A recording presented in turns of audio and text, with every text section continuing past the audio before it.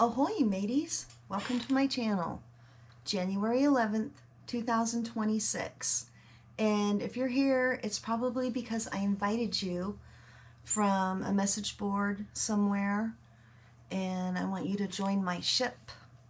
So I have a little something for welcoming the people that I've hunted down through the internet. And this is for the normies too, that they might see the link and come over and they can see what I have to say as well. Ahoy mateys! Welcome to my channel.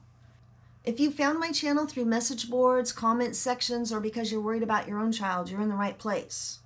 This channel is for parents and families of intellectually and developmentally disabled adults who feel something isn't right and don't know where else to turn. I'm the mother to an adult son with significant developmental disabilities. My son cannot advocate for himself the way most adults can. Because of that, I've had to learn how the systems meant to protect him actually work and how they sometimes fail.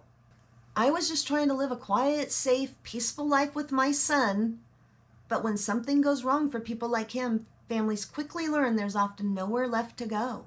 We're told to contact the same agencies that already dismissed us. We're told to be patient. We're told to hire an attorney, something many families simply cannot afford after years of caregiving. When every door leads back to the same closed hallway, people who cannot speak for themselves effectively lose their voice. That's when mothers speak up. Now I want to speak directly to those of you watching who don't live this life. Most people don't speak up because they don't have lived experience. They don't know where autonomy ends and protection begins. They don't know what the right answer is. And I understand that. On paper, they're adults. On paper, they have rights, and autonomy doesn't matter. But here's the part that is often missing from these conversations. When someone has an intellectual or developmental disability and something goes wrong, many of them cannot explain it afterwards. They may not have the words. They may not understand what happened. They may not even understand that what happened to them was not okay. When harm cannot be reported after the fact, the responsibility shifts to prevention. That is why it's always best to err on the side of caution. Not because families want control, but because protection matters more than permission when harm can't be explained later. Caution is not punishment. Caution is care. This is where families come in. Mothers are not trying to take rights away. We're trying to prevent situations that can't be undone later. Because once something goes wrong, there may be no way to fix it, explain it, or even prove it. That is why we speak up, not to cause problems, but because we are often the last line of defense. If you're a parent who feels ignored, dismissed, or gaslit by systems that are supposed to protect your child, I see you.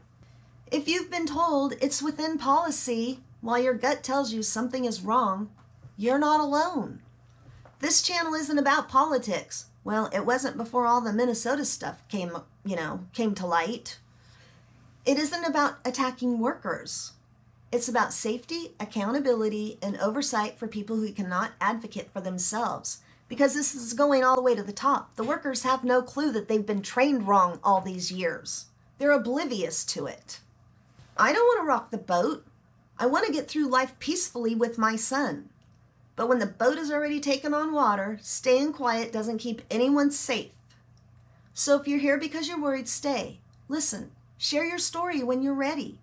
And if you don't live this life, I ask you listen to those of us who do. Because when someone can't speak after harm happens, prevention is everything. Welcome to Rogue Mother Rising. Let's sail.